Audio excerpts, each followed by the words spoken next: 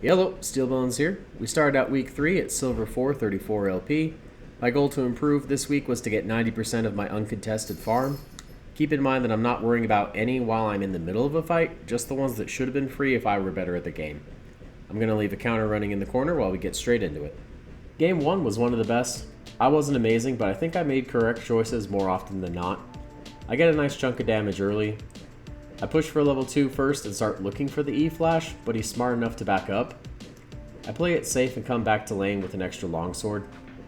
Our Nunu comes in for a gank, but doesn't notice I've got 3 waves pushing under my tower that are worth far more golden experience than a kill, so I don't leave to help him. Thankfully, he's able to get out with no harm done. Tryndamere and I push waves back and forth for a few minutes. I know he'll just ult out of mine, so I'm focusing more on farm than playing aggressively. Volibear comes up for a gank. I mess up and don't notice he's not level 6 yet, so he can't go unstoppable or turn off my tower. The Tryndamere ult was already running at the time, so turning on the volley first at least would have given me a chance. Tryndamere greeds for a plate with no ultimate left. I snipe him from a mile away and get a free shutdown.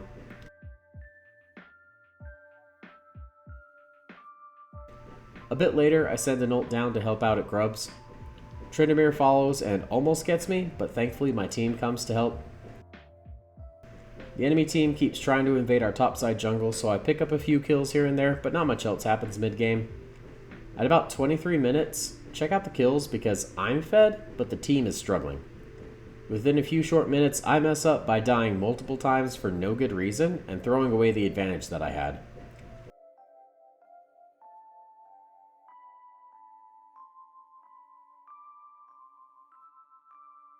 I really should have been more selfish to not give up those shutdowns. I get a few myself when the enemy overstays. From this point, the game drags on forever. I want to be with my team because they're behind and I could really help in a fight, but I can't be everywhere at once. The Tryndamere had that Bork Hullbreaker Demolish build, and I was the only one who could cover his split push. Eventually the game is decided by this fight.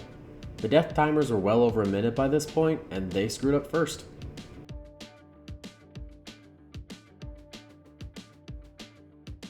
I think Tryndamere had a shot here.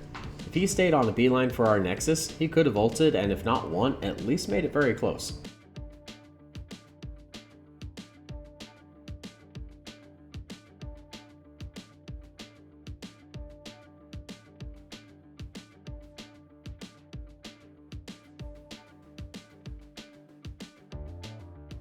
Game 2 I went with Yorick. The enemy team had 4 ranged champions, all with long range stuns. I would have never reached anyone besides the Garen if I went with Urgot. At least this way I could land an E and try to catch him with approach velocity. It's also easier on the Garen matchup because my ghouls will keep turning off his passive if they hit him, and he can't kill him quickly with E. For what feels like the first time in my life, our jungler sees the Garen pushed up low health and comes in for an easy first blood. I kept the wave frozen, so shortly after, this beautiful soul ganks again.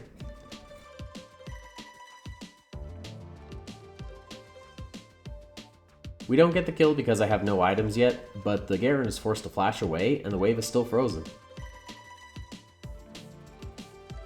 Later I have my Maiden up, I've got the item advantage, full health, and I see the enemy jungler bot. The wave is pushed under the tower, so I wander down for some free grubs. I figured that either the Garen has to give up farm to come fight me and then I kill him, or I get a free advantage for our whole team.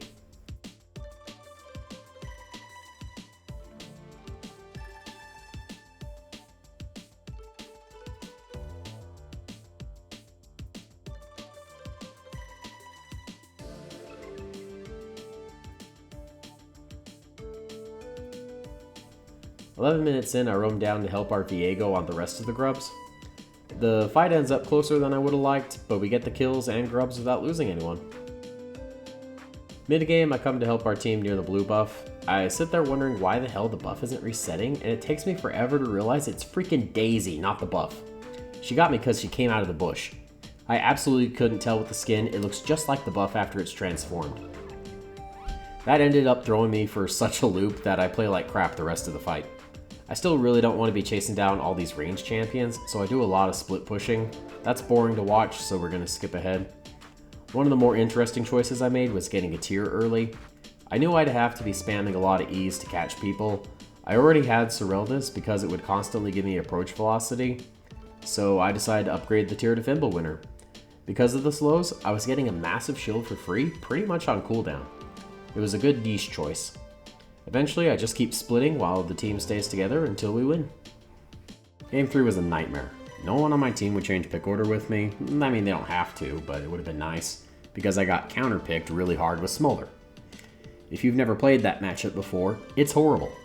You can't get near him without giving him free stacks. He can always use his E if he's ever in danger, and he can do it from so far back that a blind man could see your E flash coming and have time to get out of the way.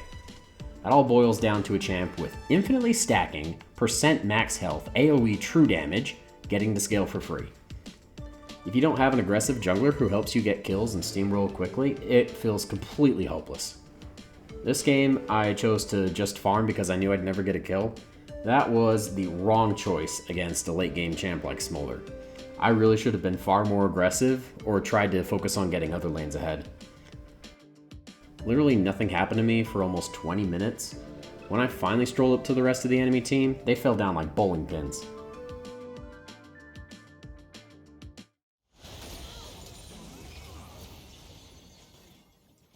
Okay, there's the Brand ult, and it was useless.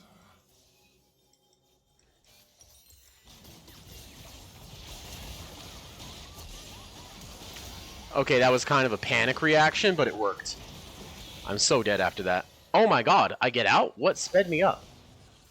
Oh my god. I think it was the Hwei shit. I don't know where I got that boost in movement speed from.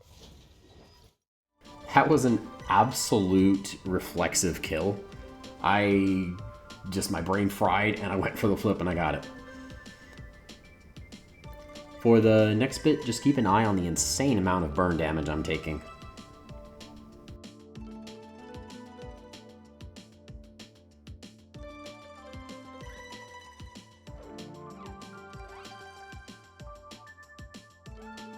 The team puts up a noble effort, but even though we keep picking off the others, there's never a point where any of us can deal with the Smolder. That gives us our first loss of the week. My last game I got autofilled to jungle. That's my absolute worst role, so I asked anyone on the team to swap. Bot lane said yes, so I went Caitlyn ADC. I don't play ADC often, so I tend to stick to someone simple like Kate and try to focus on farm and not feeding. The enemy team invaded. I took E first so I wouldn't have to blow my flash.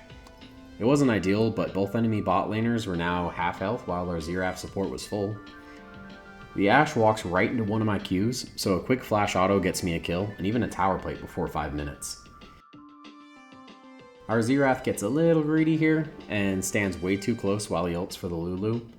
I burn my heal, but with the Ashe ult, we just barely don't make it out in time. I died the Nunu along the way, but we get first turret while plates are still up and then rotate for a free dragon. If I didn't have a brain fart right here and hid behind the turret, I would have been just fine. A while later, I barely survived the Ashe.